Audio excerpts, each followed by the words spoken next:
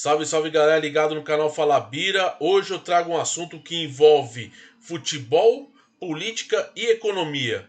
Porque eu vou explicar para vocês da onde vem essa riqueza da Arábia Saudita, todo esse caminhão de dinheiro que os árabes estão injetando no mundo do futebol, contratando grandes estrelas para fortalecer a sua liga de futebol e causando um grande impacto no mercado da bola na Europa e principalmente no Oriente Médio.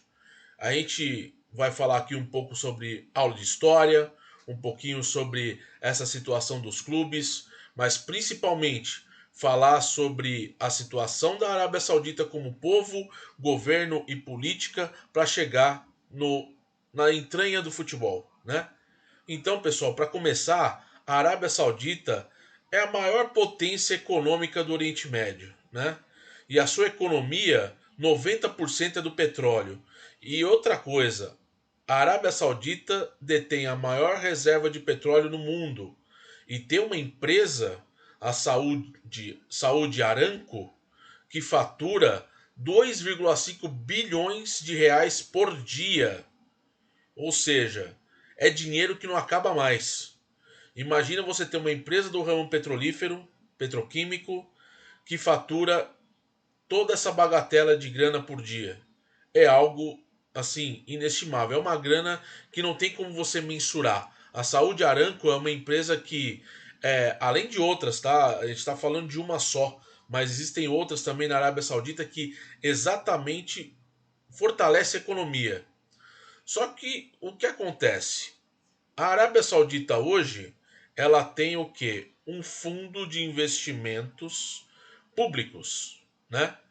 No qual esse fundo de investimentos públicos, né, são o que? Donos, né? Esse fundo que é gerado pelo ditador, o príncipe herdeiro Mohammed bin Salman, né?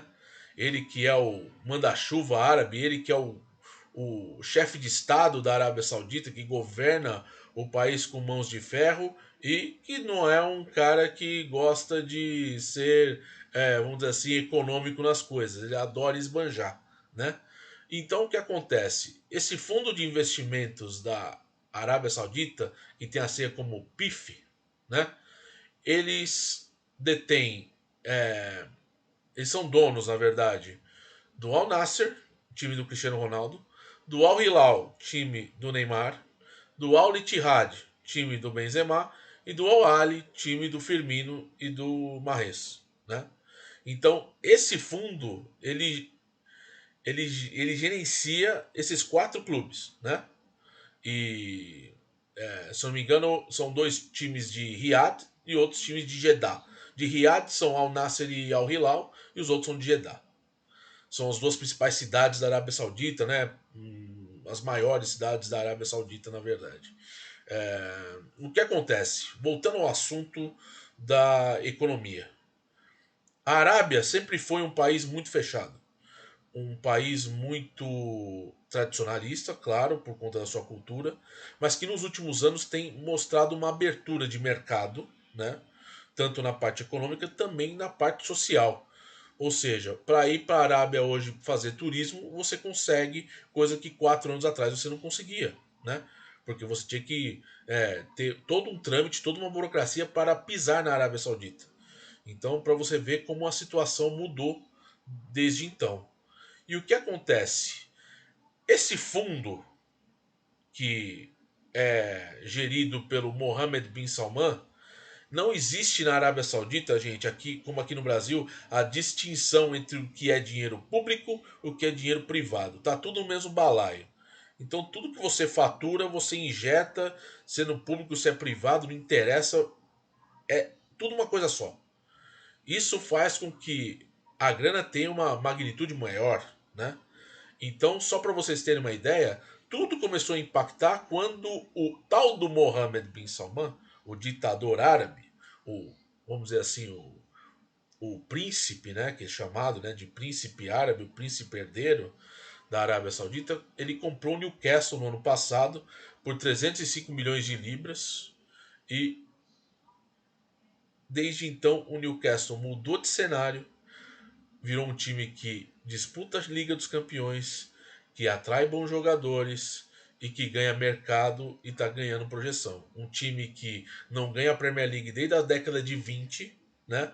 Que é uma cidade lá próximo da divisa com a Escócia, que não tem tanta tradição, mas o Newcastle agora é gerido pelo Mohammed bin Salman por esse fundo, né? E depois disso, o que aconteceu? Toda essa grana do petróleo, da economia de mercado voltada ao ramo petrolífero, petroquímico, fez com que toda essa riqueza árabe fosse investida no futebol. Para quê? Para simplesmente, vamos dizer assim, camuflar as políticas públicas, né? Alguns crimes, alguns crimes que o governo comete, né? Então é chamado de meio que sport washing. Sport washing é a lavagem da sua imagem por meio do esporte. Então as práticas ilícitas, né, dos sauditas, algumas situações envolvendo, por exemplo, assassinatos. Existem vários casos, né? A gente sabe muito bem que a grande mídia cobre, a mídia internacional cobre, né? Mohammed bin Salman, tipo, tem casos de assassinar turistas, assassinar jornalistas e tudo mais. É um governo muito complicado, é um governo absolutista, como a gente fala na própria no próprio pé da letra, absolutismo não é um governo ditatorial, não tem como a gente distinguir que o absolutismo é uma coisa branda ou que não é, mas é um governo que você rege com mãos de ferro o seu país.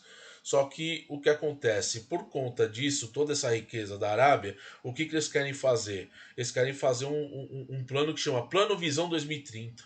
Né? Através do esporte, você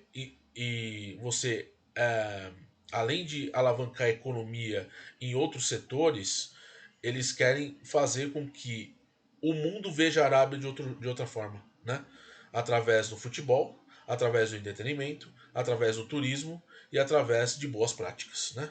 Então, a gente sabe que o Al Nasser, o Al Hilal, o Al Ittihad, o Al Ahly, que são os times mais ricos por conta desse fundo, eles vão nos próximos anos seguir desse jeito, porque o dinheiro não vai acabar. O dinheiro árabe é uma fábrica de produção de dinheiro, imprimem nota diariamente por conta dessa economia forte do petróleo. Só que a Arábia não quer ser só forte economicamente no petróleo, quer ser forte no turismo, quer ser forte também na estimulação da população por prática de esportes. Então isso é muito legal também vocês entenderem. É um novo formato do que você alavancar o país para o mundo através do esporte, através de contratar grandes estrelas e que essas pessoas que amam essas estrelas vão voltar os olhos para a Arábia, né? E fazer com que a Arábia seja um país visto da melhor forma, né? Então, essa questão do Neymar, todo o dinheiro dele, de 320 milhões que ele vai faturar em 2 anos. Tudo isso é base de um projeto da Arábia Saudita para alavancar economia, que estimula turismo e ao mesmo tempo a prática de esporte. Se vai dar certo ou não, a gente não sabe porque está muito no começo. Porém, é muito importante lembrar que a China teve esse boom lá atrás e não aguentou. Mas era diferente porque era dinheiro privado, era dinheiro de empresas, as empresas quebraram e aí acabou o amor, né? Aí os jogadores foram saindo de lá, os times foram se enfraquecendo, inclusive chineses que compraram times na Europa tiveram que vender os seus clubes, né? O caso da Inter de Milão é bem claro, o Inter de Milão e Milan, né? que eram, que eram de conglomerados chineses e que tiveram que ser vendidos, né?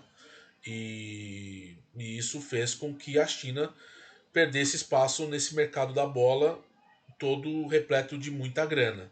Agora a Arábia não, é dinheiro público. É o dinheiro público do privado, não se mistura. A Arábia Saudita, por conta do petróleo, consegue faturar rios e rios de dinheiro. Então essa situação ela só vai alavancar daqui a uns anos, porque a ideia da Arábia é fazer uma liga forte, é fazer que o mundo se volte para lá, para que até mesmo a Arábia Saudita futuramente se candidate até mesmo para grandes competições, né? A gente está falando de competições que eu falo de Copa do Mundo, é tudo uma questão que eles estão querendo trabalhar. E ao mesmo tempo, com essa flexibilização da política pública, né, do pessoal ir mais ao estádio, acompanhar o futebol, de abertura para turista, de abertura de mercado, isso vai muito ajudando a Arábia Saudita nesse projeto. Mas a gente não sabe até quando. Mas a gente sabe que todo o dinheiro vem do petróleo, só que eles não querem mais serem vistos como a economia do petróleo, querem ser uma economia diversificada através do futebol, estimulando o turismo, estimulando também, é claro, a prática do esporte no país. Mohammed bin Salman é esse cara que vai reger tudo isso ao lado de toda uma equipe por trás.